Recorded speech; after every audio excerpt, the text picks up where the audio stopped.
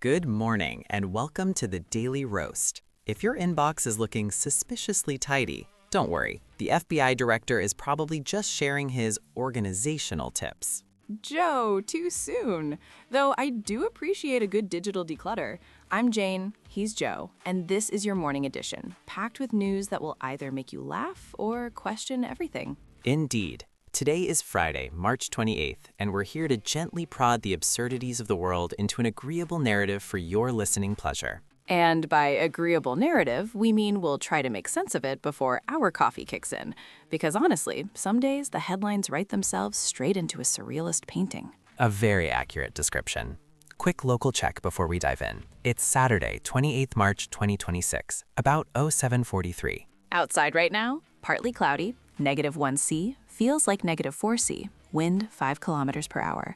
Basically, dress for drama and keep your coffee close. So a typical Saturday then. Perfect for contemplating the existential dread we're about to unleash. Or as our producers call it, making sense of the nonsense before our coffee kicks in.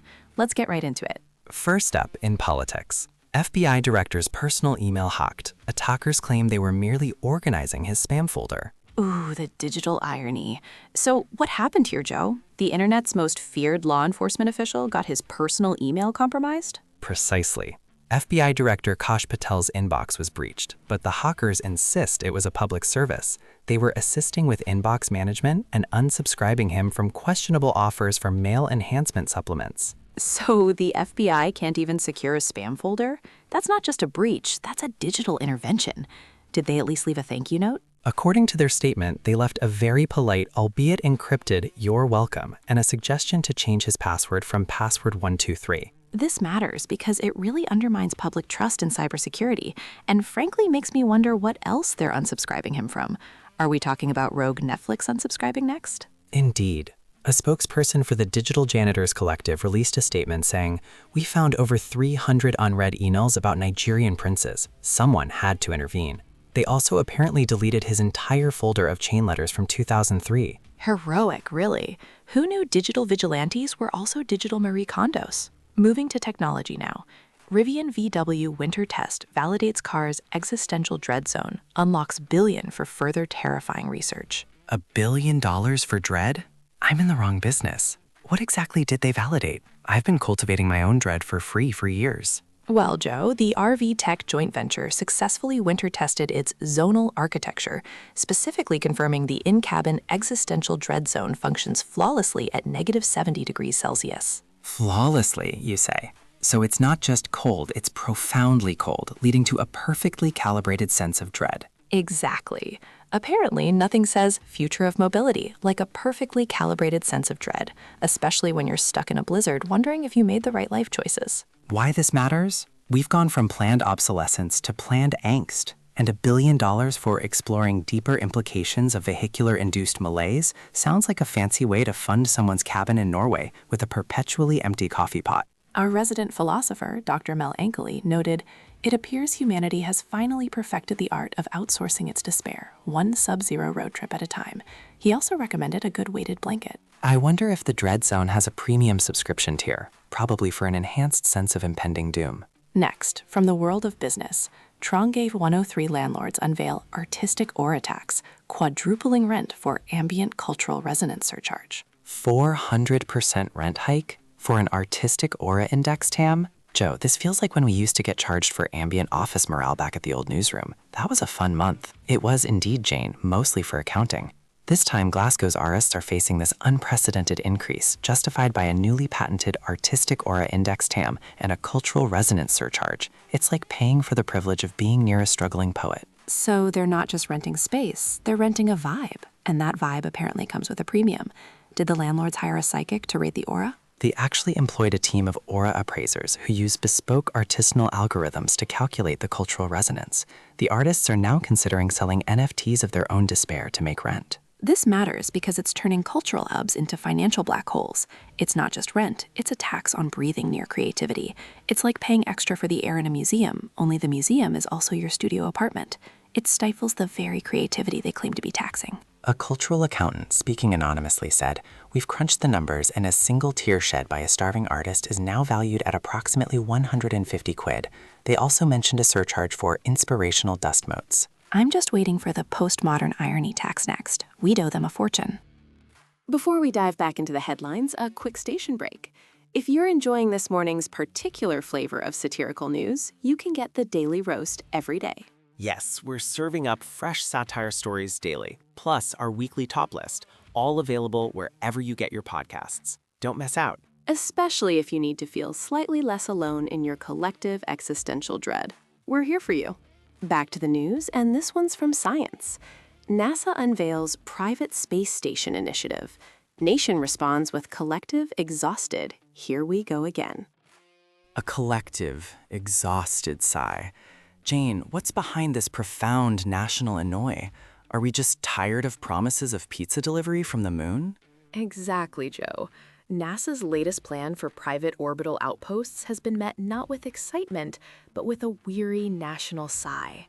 Experts are calling the public's mood preemptive disappointment for yet another unfulfilled space dream. Remember the moon colonies from the 90s? Vaguely. They were right next to the underwater cities and the flying cars, if I recall.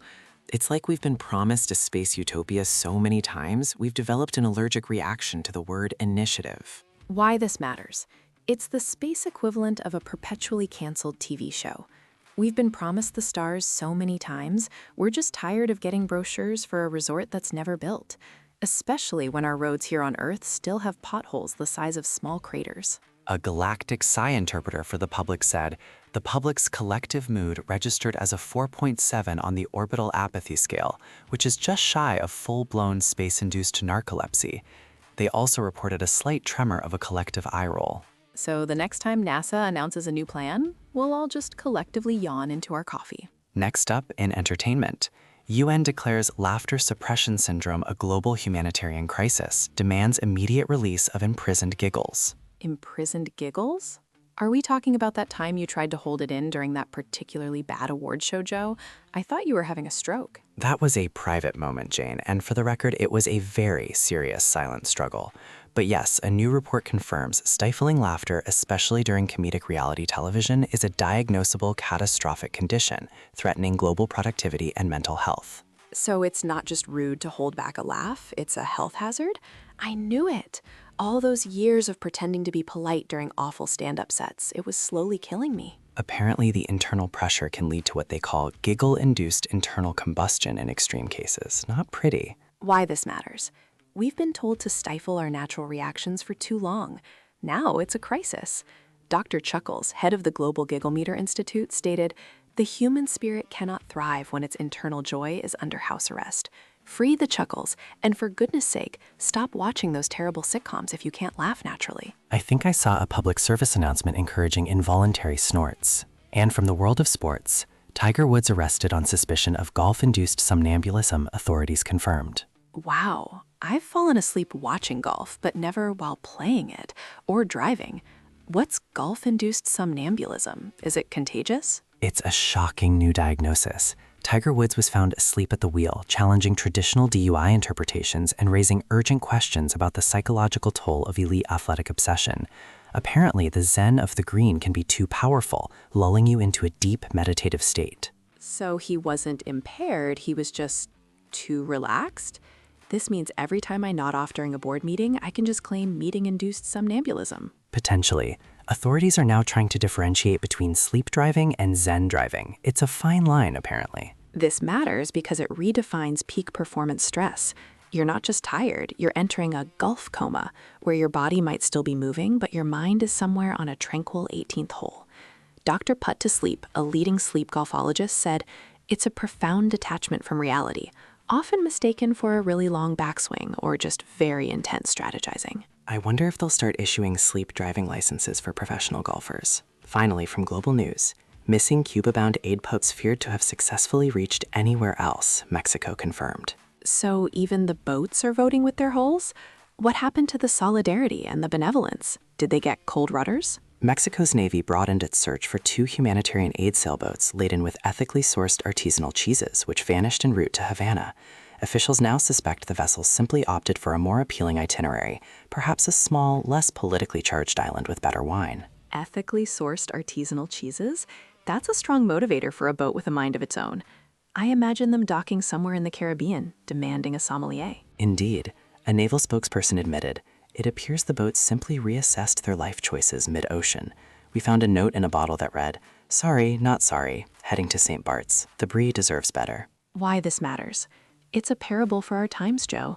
When even inanimate objects laden with gourmet dairy products decide to change their destination mid-journey, you know the global mood is shifting. It's not just people looking for greener pastures, it's vessels. A maritime existentialist we spoke to suggested, perhaps the boats simply sought a better life, a port where they wouldn't be judged for their cargo, or forced to listen to a lecture on sustainable dairy farming. I bet they're throwing a massive cheese party on a secluded beach right now. And on that note, we've reached the end of our morning edition. Thank you for joining us on the Daily Roast. We'll be back this afternoon with more stories that will make you wonder if we're living in a simulation, or just a really poorly written sitcom. Until then, try not to suppress any giggles. Check your spam folder for unsolicited organizational advice, and maybe keep an eye on your boat, just in case it's planning a rogue vacation. And if you find yourself experiencing existential dread zone symptoms, remember, a weighted blanket and a good cup of coffee can help. We'll see you later.